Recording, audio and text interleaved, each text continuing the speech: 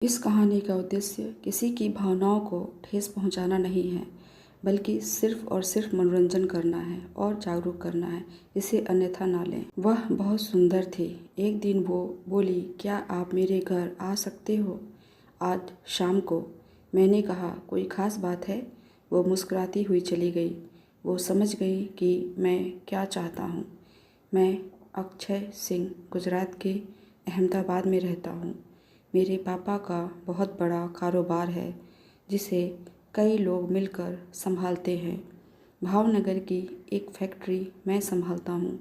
मेरी फैक्ट्री में ज़्यादातर काम महिलाओं द्वारा किए जाते हैं। मेरी फैक्ट्री में कपड़ों पर स्टोन लगाया जाता है।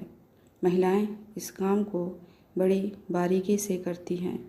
कुछ महिलाएं इसी काम को अपने घर ले जाकर करती थीं।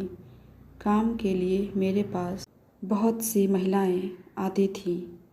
उसमें से एक सरिता नाम की महिला थी जो मुझसे काम लेकर जाती थी।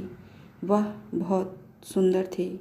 उसकी सादगी और शालीनता की वजह से मुझे वह एक ही नज़र में पसंद आ गई थी। वह जब भी मेरे पास काम लेने आती मुझे बहुत अच्छा लगता। वो भी शायद समझती थी।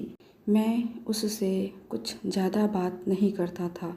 बस काम दिया और हिसाब बनाकर उसे पैसे दे देता था। बस ऐसे ही दिन कट रहे थे। फिर एक दिन उसने मुझसे कहा, भैया मुझे आपसे कुछ काम है। मैं बोला, हाँ बोलो, क्या काम है? वो बोली, भैया क्या आप मेरे घर पर आ सकते हो? मैंने एक बार उसे देखा और बोला, हाँ ठीक है, मैं आ जाऊँगा। कब आना है? उसने कहा, आज शाम को। मैंने कहा, कोई ख़ास बात है जो आज शाम को ही आना ज़रूरी है? वो हल्के से मुस्कुरा दी। आपने आने का वायदा किया है ना, तो बस आप आ जाना। मैंने कहा, हाँ वो तो मैं आ जाऊँगा, पर सरिता ये तो बता कि आज क्या है? तेरा बर्थडे है क्या, या फिर तेरी बेटी का? वो बोली, नहीं भैया वो सब नहीं है, बस यूं ही बुला रही हूँ। मैंने उसे एक बार फिर से देखा और मुस्कुरा कर सर हिला दिया। वो मुस्कुराती हुई चली गई। मैं उसको देखता रहा। मैंने सोचा कि ऐसा क्या हुआ जो ये मुझे अपने घर बुला रही है। कुछ बात तो ज़रूर है। कुछ देर बाद मैं अपना सर झटका और काम में लग गया। शाम को जब मैं उसके घर गया तो उसने मुझे बिठाया और मेरे लिए चाय बनाने लगी। मैंने उसके घर को देखा तो वो एक छोटा सा कमरा था जिसमें एक चारपाई बिछी थी और उस पर उसकी बेटी लेटी थी। वो सो रही थी। चाय पीते पीते मैंने उससे पूछा, अब तो बताओ मुझे घर क्यों बुलाया है? वो मेरे हाथ पर अपना हाथ रखकर बोली, भैया मैं ऑफिस में आपसे अपनी बात कहने में झिझक रही थी। जो काम मैं करती हूँ उससे मेरा घर नहीं चल पा रहा है। मुझे एक सिलाई मशीन लेनी है। उसके लिए मुझे आपसे पैसे की मदद चाहिए। मैंने उसकी आंखों में झांकने लगा। उसने फिर से मशीन दिलाने के लिए बोला। पहले तो मैं उसे मना करना चाहता था, लेकिन न जाने क्यों मैं मना करने की हिम्मत नहीं जुटा सका। वो मेरी आंखों में पढ़ती हुई बोली, मैं समझती हूँ कि आप मुझसे क्या चाहते हैं। मैं सकपका गया, जैसे चोरी करते हुए पकड़ा गया हूँ। मैंने उसकी तरफ देखा और पूछा, मैं क्या चाहता हूँ?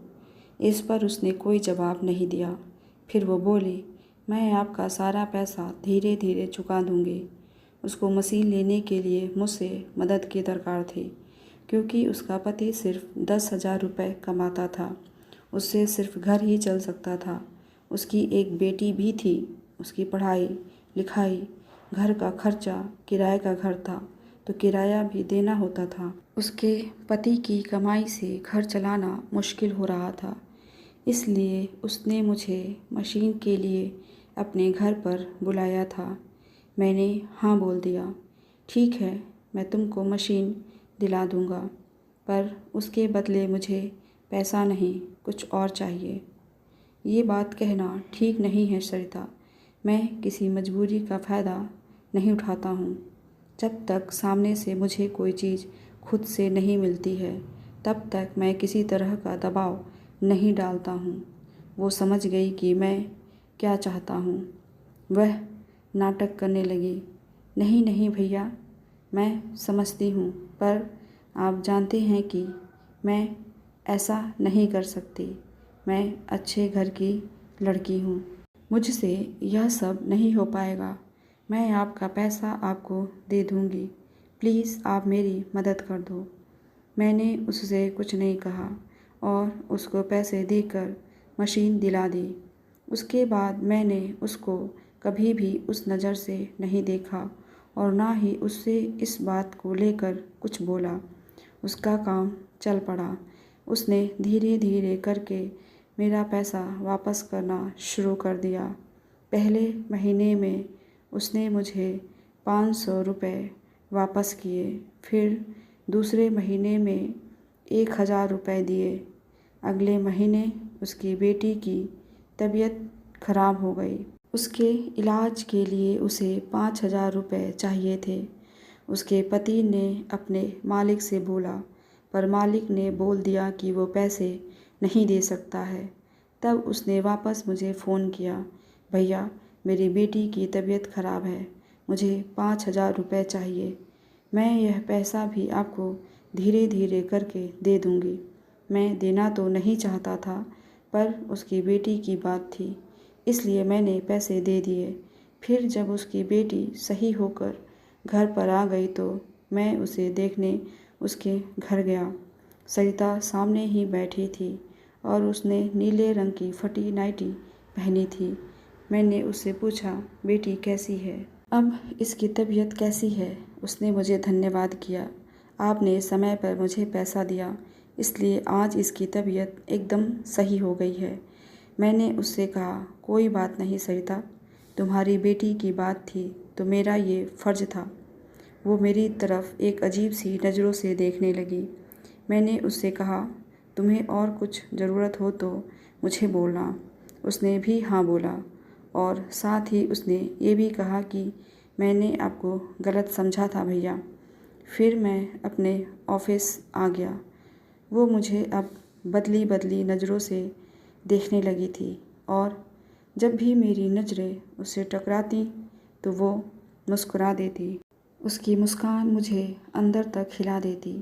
एक दिन की बात है, जब मैं ऑफिस से निकल रहा था तो ना जाने क्यों उसके घर पर चला गया। उसके घर पर वो अकेली थी। उसका पति बेटी को लेकर कहीं गया था। मैंने उसे दरवाजे पर दस्तक दी तो उसकी आवाज़ आई, कौन? रुको, अभी आती हूँ। कुछ पल बाद उसने अपना दरवाज़ा जरा सा खोल कर झाँका। उसे मैं दिखा तो वो खुश हो गई और उसने दरवाज़ा खोलकर मुझे अंदर बुलाया। उस वक्त वो एक नाइटी पहने हुए थी और शायद नहाकर निकली थी। उसके बाल गीले थे। मैं अंदर आकर कुर्सी पर बैठ गया। वो मेरे सामने चारपाई पर बैठ गई और मेरी तरफ देखने लगी। मैंने कहा, मैं बस इधर से गुज़र रहा था तो सोचा तेरी बेटी से मिलता चलूँ। कैसी है अब वो और कहाँ है? वो हंसकर बोली, वो एकदम ठीक है और अपने पापा के साथ एक शादी में गई है। मैं उठने लगा और बाहर जाने लगा। उसने मेरा हाथ पकड़ लिया और बोली, आज ऐसे नहीं जाने दूंगी। वो किचन में चली गई। कुछ समय बाद वो चाय और बिस्किट लेकर आई। मुझे देते हुए बोली, अभी मैं आपके लिए खाना बनाती हूँ। आज खाना खिलाए बिना नहीं जाने दूंगी। हाँ हाँ भाई साहब, खाना खाकर ही जाइएगा। कहता हुआ उसका पति अंदर आया।